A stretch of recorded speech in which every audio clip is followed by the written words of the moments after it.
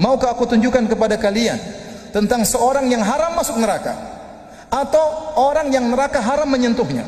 Rasulullah SAW sampai mengulangi dengan dua model pembicaraan, padahal sama saja. Kata para ulama, ini untuk menekankan. Kata Nabi, maukah aku kabarkan kepada kalian tentang orang yang haram masuk neraka dan neraka haram menyentuhnya? Sama saja kan? Kalau nggak bisa masuk neraka, ya neraka nggak akan menyentuhnya. Sama sebenarnya, cuma Nabi menggunakan dengan dua ibarat dalam rangka untuk menekankan. Kata para sahabat, tentu siapa orang itu ya Rasulullah? Betapa beruntung orang tersebut. Dia haram masuk neraka dan neraka haram menyentuhnya. Kata Nabi SAW, kullu qaribin hayyinin sahlin layyin. Apa tadi kata Nabi?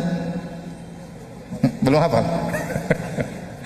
Kullu qaribin hayyinin sahlin layyin.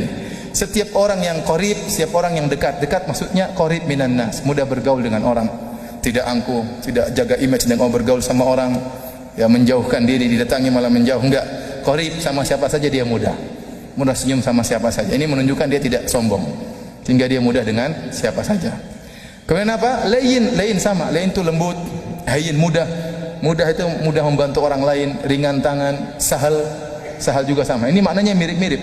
Lembut, dekat, mudah, ringan. Itu maknanya kalau secara bahasa. Intinya ini semua berkaitan dengan akhlak. Disebutkan sahlun. Apa maksudnya sahlun? Yaitu dia mudah dalam fi qada'i hawaijin nas, mudah dalam membantu orang lain. Kalau orang minta tolong sama dia mudah bantu, dengan hartanya, dengan idenya, dengan tenaganya, dengan pikirannya, mudah. Orang ini mustahil neraka menyentuhnya. Nabi bilang dia nggak mungkin disentuh oleh neraka. Kenapa? Akhlaknya mulia. Makanya Rasulullah SAW bersabda tentang orang-orang yang mudah. Kata Nabi SAW,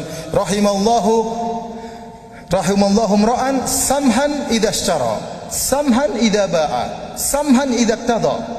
Kata Nabi SAW, semoga Allah merahmati seorang yang mudah tatkala menjual, mudah tatkala membeli, dan mudah tatkala menagih hutang. Maksudnya gimana? Dia mudah orangnya. Kalau jual barang, orang tawar ya dia jual mudah. Berapa harganya? 100 juta, 80 ya, dia udah ambil aja. Ya mudah. Cuma kurang 20 juta nggak jadi masalah. Yang penting dia sudah untung. Ada orang berapa? 100 juta, 99, enggak, 1 rupiah pun enggak akan saya turunkan. Kamu enggak mau ya sudah. Wah, ini namanya susah kalau menjual. Ini tidak disukai oleh Nabi SAW. Yang Nabi suka adalah yang apa? Samhan idza ba'a, mudah untuk menjual. Mudah untuk menjual. Selama dia dapat untungnya dijual, enggak apa, rezeki nanti datang dari yang lain. Kenapa harus untung harus banyak-banyak? Yang penting udah untung sampai saya sudah. Ini disukai oleh Nabi SAW. Ini yang orang seperti ini yang haram neraka menyentuhnya. Saman idza ishtara, orang yang juga mudah tatkala membeli. Ada orang jual barang, berapa harganya? 100 juta. Jadi tawarnya masuk akal, 95 ya.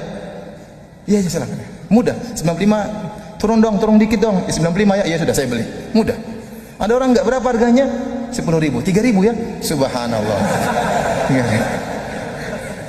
Istri saya cerita, dia pernah keluar sama seorang akhwat pakai cadar, kemudian nawar barang belanja. Berapa harganya? 10.000, 3.000. Istri saya malu, mau pergi. Tawar 3.000, 10.000 jadi apa? 3.000. Akhirnya penjualnya marah-marah. Mbak, kalau nggak mau beli nggak usah tawar mbak, katanya. 10.000 ditawar 3.000, yang masuk akal dong mbak kalau nawar. Jadi ada orang seperti itu ya, dan ada orang bangga seperti itu. Tenang, saya yang tawar, tenang, kamu tunggu saja. Nanti ditawar sama dia, berapa? 10.000. 3.000 ya? Enggak. Lah 3.000 lah. Enggak 3.000. Enggak kok. Enggak mau pergi dia. Akhirnya orangnya ke sini ambil dah. 3.000 enggak, gratis ambil aja.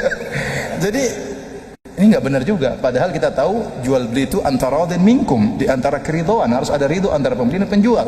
Bisa jadi penjual jual dengan terpaksa, itu enggak boleh. Dan tidak boleh juga pembeli membeli dengan apa? Terpaksa. Ya. Kemudian kata Nabi SAW, samhan idza iqtada. Demikian juga orang yang mudah tatkala dia menagih hutang. Nagih hutang, orang belum bisa bayar, dia tahu orang ini sudah berusaha, ya udah dia ringankan, nantilah, tidak apa-apa. Yang penting dia tahu dia berusaha. Beda kalau orang kepala batu, kemudian bohong, itu lain cerita. Tapi dia tahu orang ini sudah berusaha, sudah bekerja, namun tidak mampu, ya dia bilang tidak apa, lain kali dibayar, atau dia bilang bayar separuh saja. Ini orang yang dirahmati oleh Allah Subhanahu wa Ta'ala. Inilah orang-orang berakhlak mulia yang diharamkan neraka bagi mereka.